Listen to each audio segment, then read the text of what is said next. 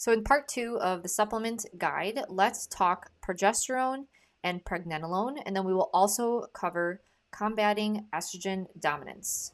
So here's a brief outline of this module. We'll first cover the functions of progesterone. We'll then cover consequences of estrogen dominance, how to overcome estrogen dominance, who is progesterone supplementation for. We'll cover synthetic versus natural progesterone. We'll discuss how to supplement progesterone. We will suggest some supplement brands for progesterone, some troubleshooting tips, and lastly, cover pregnenolone supplementation. So first, the functions of progesterone. So progesterone is the most stress-reducing protective hormone for both men and women. Under stress, if there is enough progesterone, the potentially harmful stress hormone cortisol is rendered far less harmful.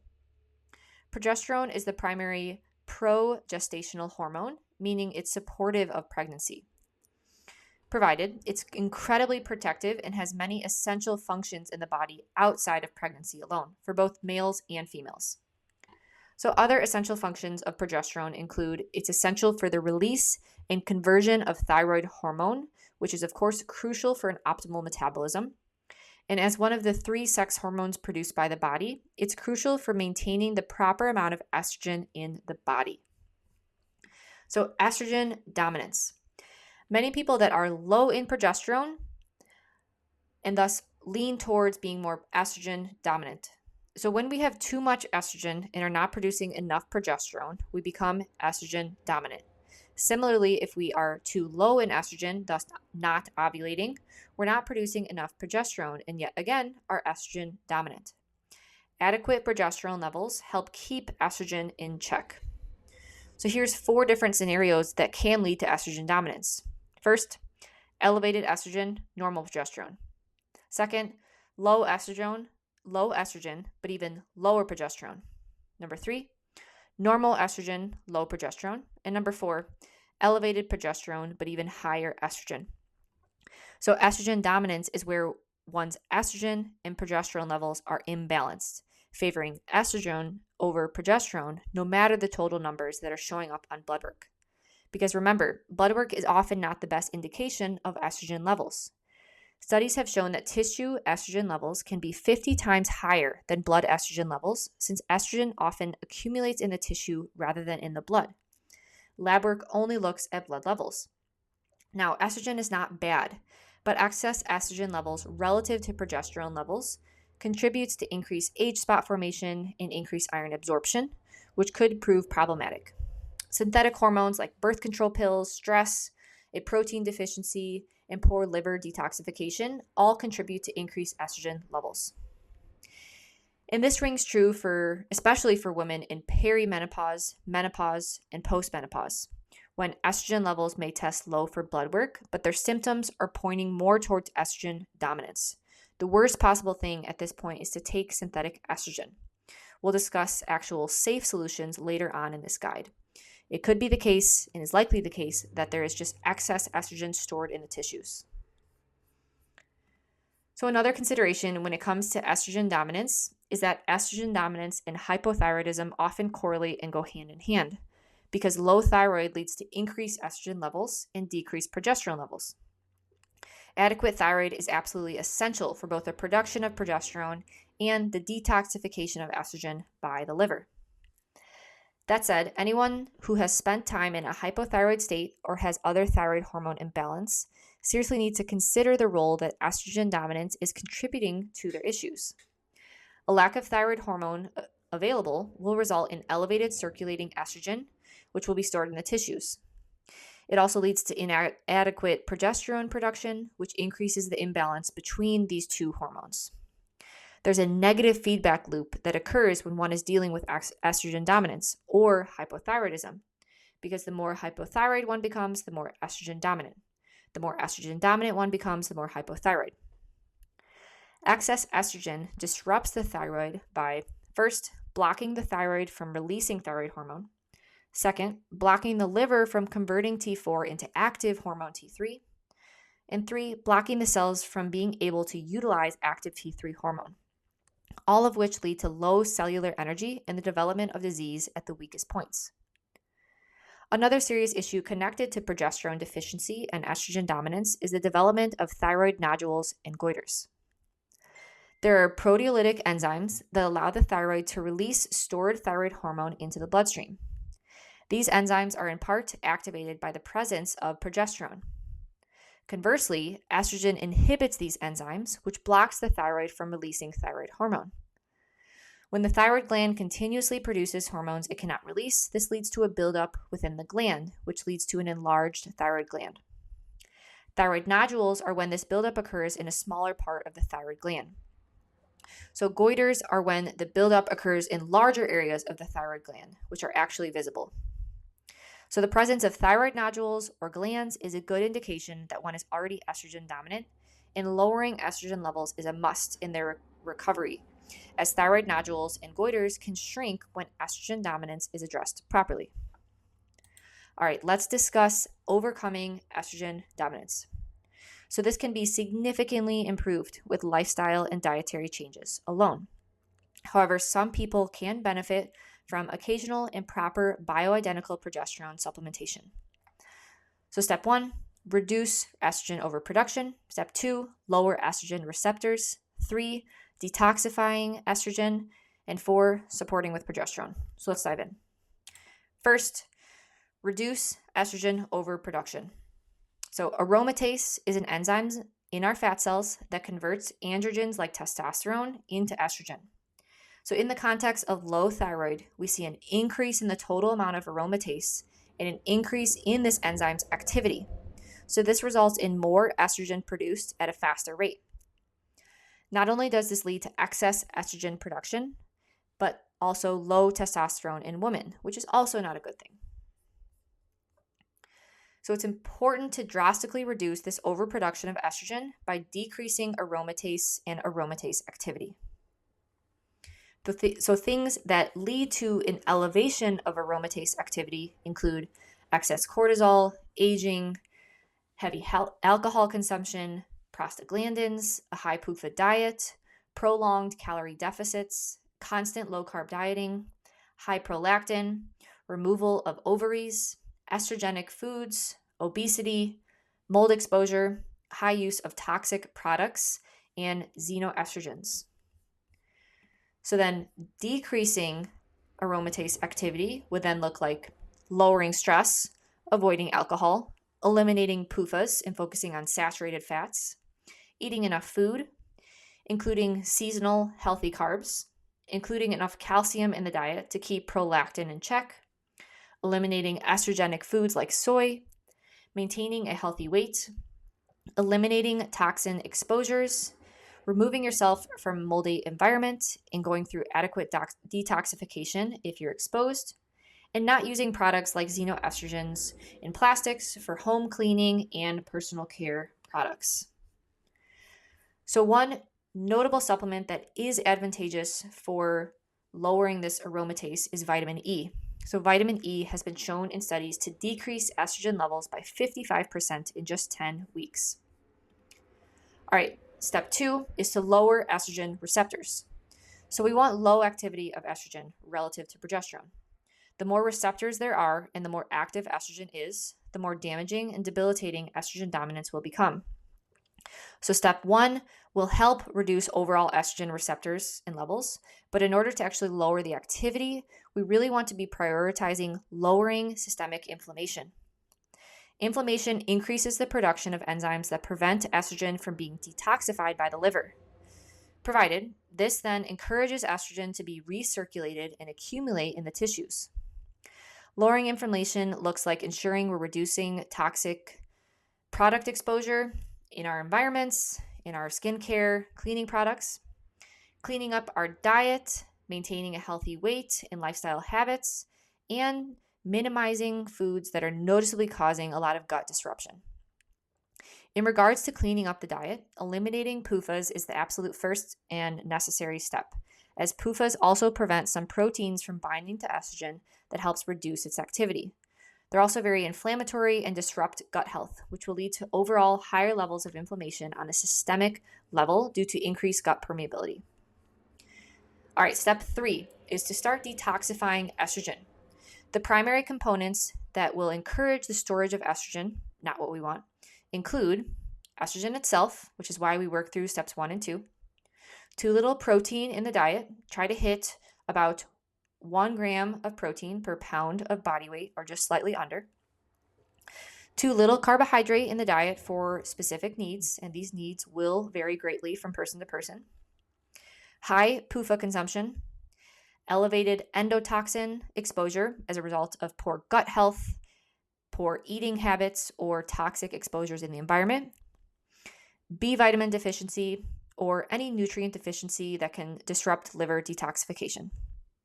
So we want to make sure that we're lowering the production of estrogen, but we're also encouraging detoxification through an appropriate diet by eating enough, especially protein, and enough energy in the form of digestible carbohydrates and saturated fats, as well as improving gut health to lower endotoxin to take some of that toxic burden off the body, replenish B vitamins in the body, and ensure we're not working with nutrient deficiencies.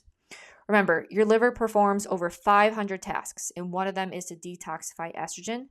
Give the liver the tools and support it needs to properly detoxify. So the best way to get enough B vitamins and avoid nutrient deficiencies is to include nutrient-dense superfoods such as organ meats, namely liver, shellfish like oysters, plenty of high in fat-soluble vitamin fats like animal fats, and carbohydrate and mineral-rich drinks for B vitamins and minerals. Centering the diet around animal foods like dairy, meat, organs, broth, and shellfish, and then adding in seasonal and an appropriate amount of carbs you digest well, like fruits, roots, raw honey, etc., is the best and simplest way to help the liver detoxify. By prioritizing the animal products and easy-to-digest carbs, we'll be more likely to get enough bioavailable protein in, absorb more nutrients, and minimize digestive distress from complex carbohydrates and high fibrous foods that could be contributing to poor gut health and thus increasing systemic endotoxin load. Ensuring optimal thyroid function is also crucial, as thyroid is a huge player in overall detoxification. Remember, it requires energy for our body to detoxify, and having enough active hormone T3 is required for all bodily processes to occur efficiently, including detoxification. Also, as we've discussed, when you're in a hypothyroid state, we're more likely to become estrogen dominant. So step 4 is to support with progesterone if needed.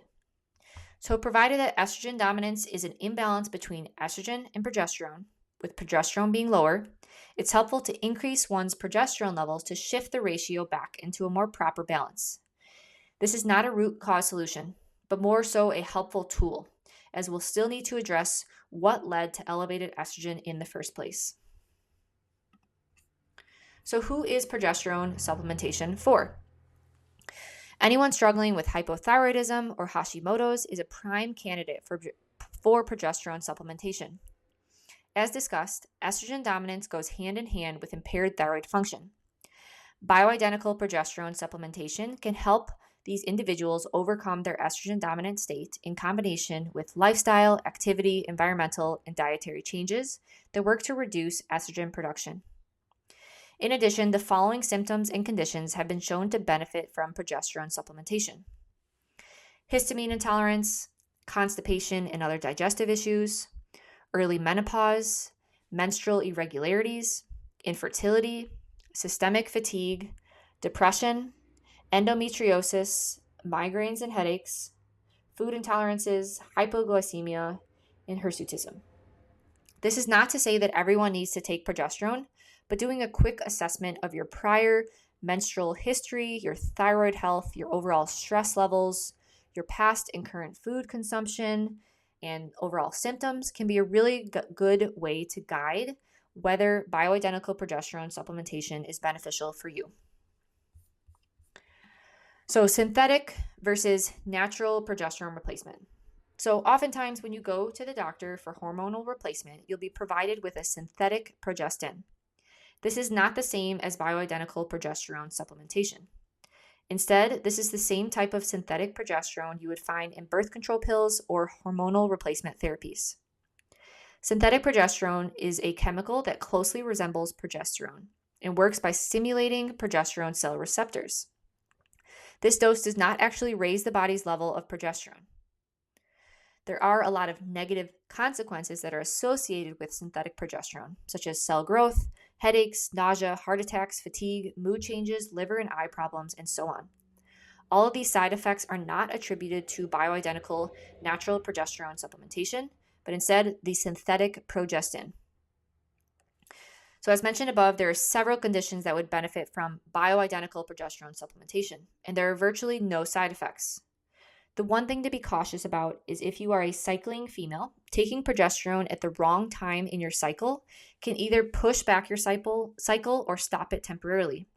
This is why we want to make sure we're supplementing with bioidentical progesterone at appropriate times in our cycle, and if we're not cycling, to learn how to best supplement for our specific condition, which we will discuss now. So how to supplement progesterone. Let's dive into the appropriate ways to supplement with bioidentical progesterone. There are different suggestions for how to supplement based on different conditions. Regardless, this will take a bit of experimentation to find a dose and timing that works well for you. As always, people will have different responses to different doses. You may have a paradoxical reaction to one dose, but feel great relief at a different dose. So the following suggestions are just starting points based on common knowledge of progesterone supplementation, mostly from the work of Dr. Ray Peat.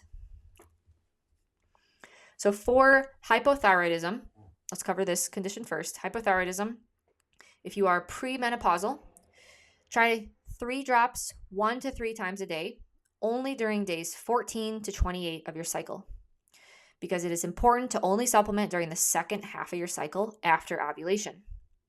You can add more drops if severe symptoms persist.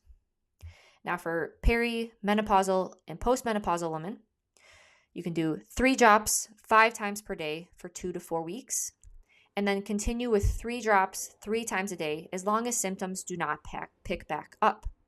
Cycle 3 weeks on and 1 week off into the future. For Hashimoto's, for premenopausal, try 3 drops 3 times a day, again, days 14 to 28 of the cycle only. For perimenopausal and postmenopausal, try 5 drops 5 times per day for 2 to 4 months, and then continue with 3 drops 5 times per day. Cycle 3 weeks on and 1 week off into the future. For menopause or hot flashes, try 5 drops 5 times per day as needed until symptoms resolve. Cycle 3 weeks on and 1 week off in the future. If hot flashes continue during that week off, reduce that break to 3 to 4 days off and continue with supplementation after this reduced break. For all of these conditions, hypothyroidism, Hashimoto's, menopause, hot flashes, if symptoms persist at these dosages, try 5 drops at each dosing time and adjust from there. You can slightly go up if needed. Again, there's no reason to be hesitant with increasing your dose, as bioidentical progesterone has no negative side effects and is very protective in the body. If problems arise, there could be a good indication you are not taking enough, or you do not need this at this time in your life. But when it comes to overcoming estrogen dominance or assisting in hypothyroidism, progesterone supplementation is invaluable, and a good trial of at least 6 months should be played out before making the decision that's not helpful. Now, for shrinking goiters and nodules, for premenopausal, try 3 drops 1 to 3 times per day. Again, only days 14 to 28 of the cycle. For perimenopausal and postmenopausal women, 3 drops 5 times per day for 2 to 4 weeks. Continue with 3 drops 3 times per day into the future, and again, cycle 3 weeks on and 1 week off. If there are symptoms of a thyroid storm, so heart rate elevation, anxiety, etc., then drop back the dose or cut out progesterone for a few weeks and continue to work on the methods mentioned in previous slides above related to overcoming estrogen dominance, shrinking nodules, and goiters. Now, progesterone supplementation for men. Progesterone for men? Yes, progesterone can be very helpful for males to overcome high-stress lives or estrogen dominance. Estrogen dominance in males looks like weight gain around the midsection, mood problems like depression, muscle and bone loss, low libido and erectile dysfunction, fatigue, and the development of man boobs. It is, however, important to be aware how the male is tolerating the progesterone, and it isn't necessarily the best place to start. Pregnenolone may be the best place to start, which we will discuss in a future slide. So for men, for general stress relief, try 1, maybe 2 drops daily for 1 to 2 months. Cycle off for a month and then repeat. For males battling estrogen dominance, try 3 to 5 drops daily for 1 to 2 months. Again, cycle off for a month, then repeat. Dietary changes, lifestyle shifts, eating more meat and animal products, and less soy and vegan products is a really great place to begin with when it comes to improving estrogen dominance in males. We should be prioritizing putting on muscle, eating protein, healthy saturated fats, and healthy carbs that are in season. Maximizing time outside, reducing time stressing or being around electronics, especially if electronics are being placed near the groin area, and getting on a better sleep schedule. So for some troubleshooting for men that do try progesterone, if libido goes down, supplement with just a few milligrams, 2 to 10 milligrams of DHEA, which should help. But again, do not just rely on these supplements. Make the necessary dietary, lifestyle, and environmental shifts first and foremost, which is always enough to move you in the right direction. Now, before jumping to progesterone, men might try utilizing pregnenolone first. This can also be helpful for women. Pregnenolone is another very protective supplement that helps in circumstances of hormonal imbalances, including chronic stress cycles and excessive estrogen.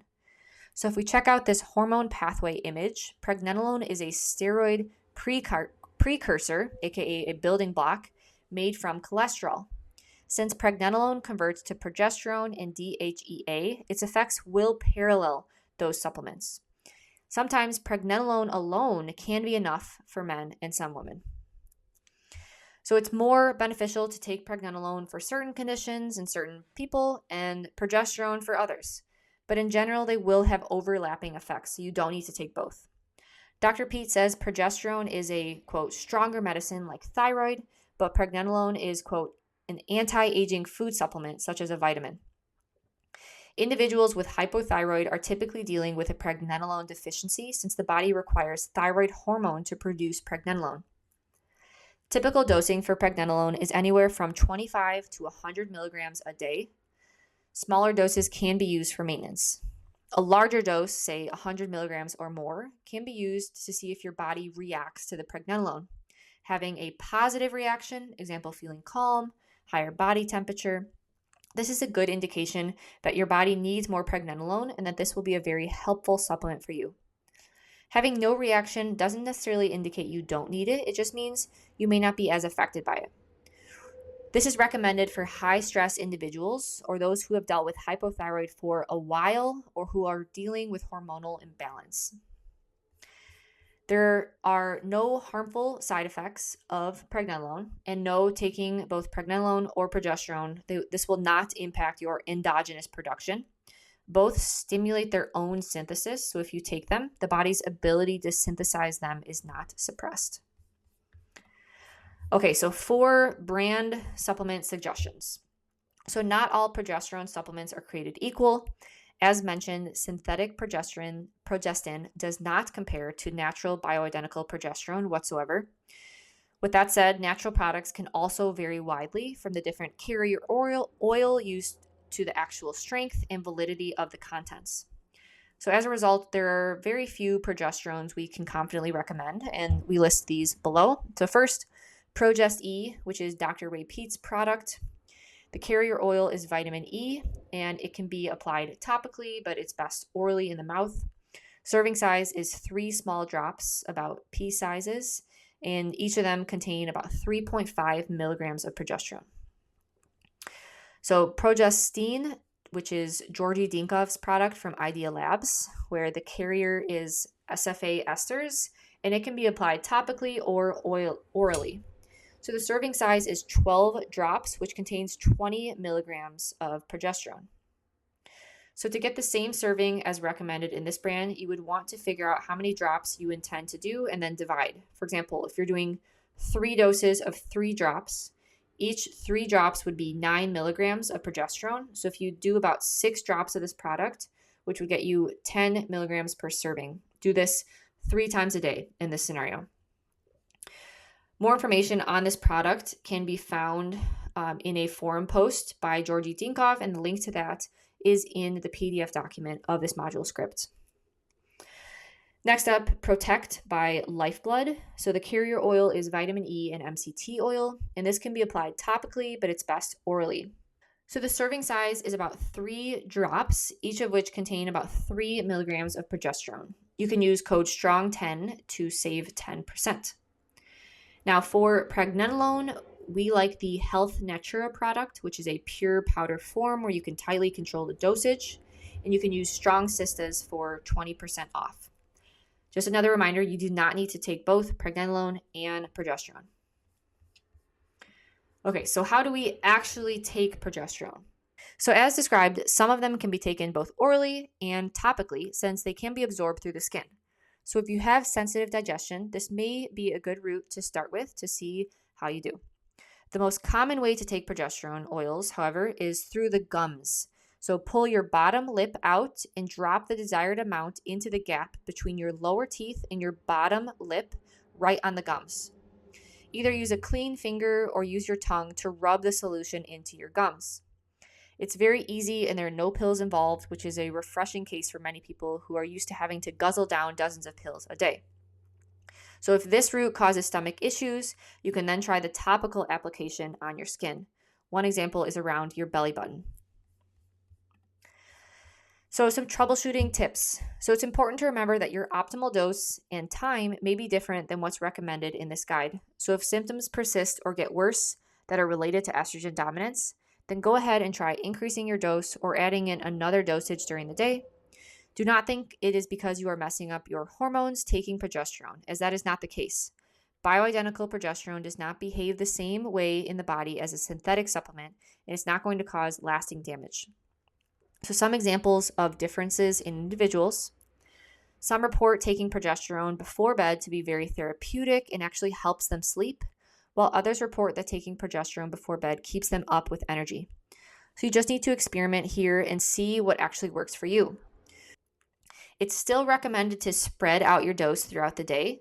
So you could try taking less during the day and more towards the evening if it does make you drowsy or vice versa. Typically, you can start with 1 dose at breakfast, 1 dose at lunch, 1 dose at dinner, and then experiment with the exact time of day.